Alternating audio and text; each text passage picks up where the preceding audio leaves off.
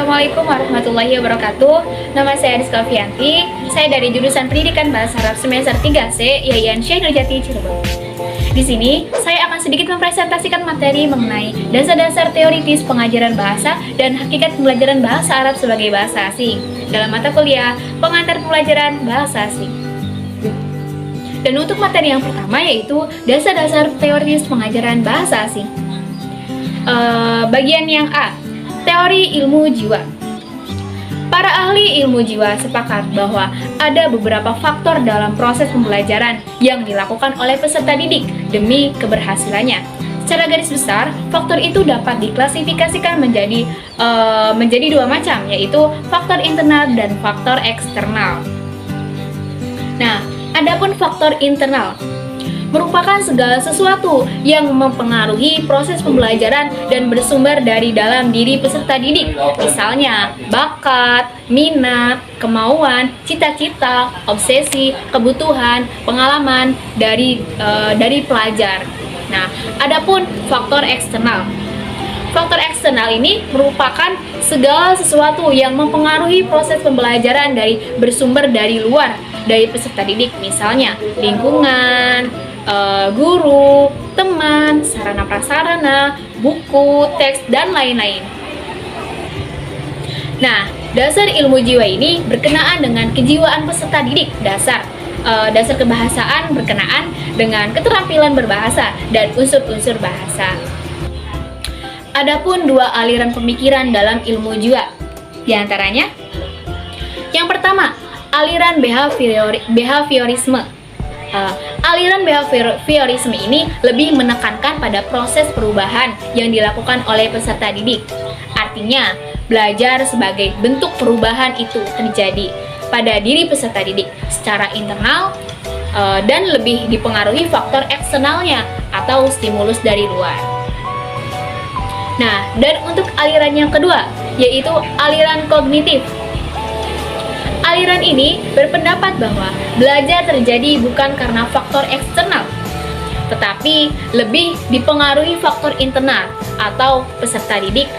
Peserta didiklah yang didominan dalam proses belajar dan dialah yang menentukan lingkungannya sendiri. Peserta didiklah yang memilih stimulus dari luar dengan catatan sesuai dengan kebutuhan dan keinginan peserta didik tersebut.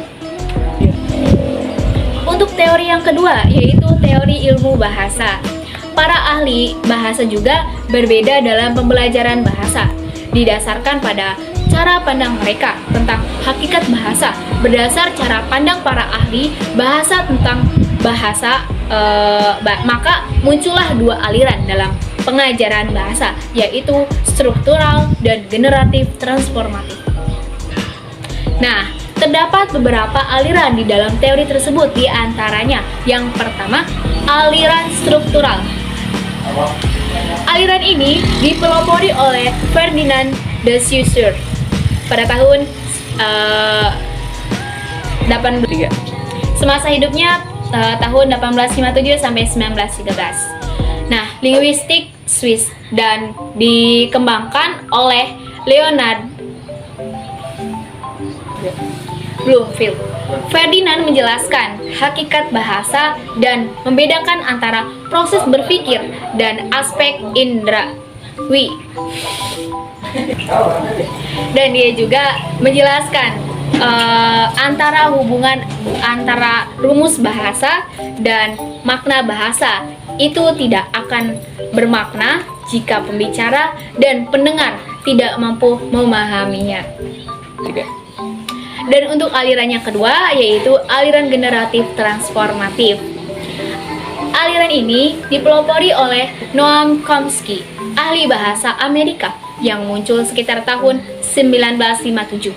Aliran ini berpendapat bahwa setiap penutur bahasa harus mengetahui sistem suara, kaidah nahwu dan sorofnya dalam bahasa Arab. Jika dia tidak tahu, maka dia tidak dapat membuat kalimat ungkapan yang pernah didengarnya. Nah, adapun beberapa prinsip dari teori ilmu bahasa. Berdasarkan teori ini, maka pengajaran bahasa harus berdasarkan beberapa prinsip, yaitu yang pertama, kemampuan bahasa merupakan proses kreatif.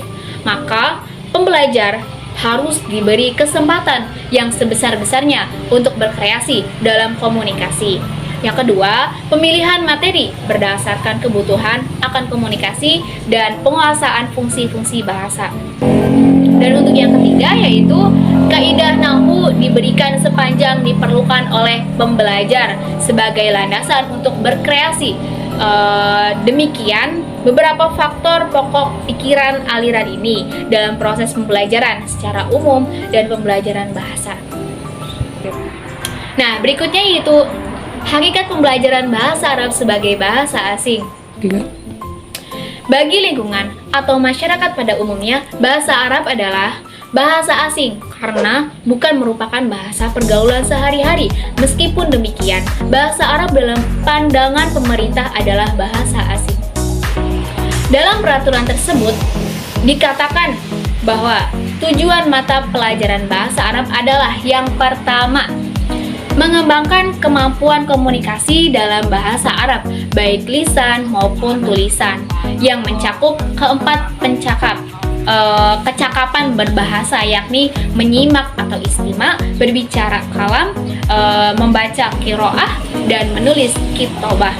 Dan yang kedua, menumbuhkan kesadaran tentang pentingnya bahasa Arab sebagai salah satu bahasa asing untuk menjadi alat utama belajar, khususnya dalam mengkaji sumber-sumber ajaran Islam.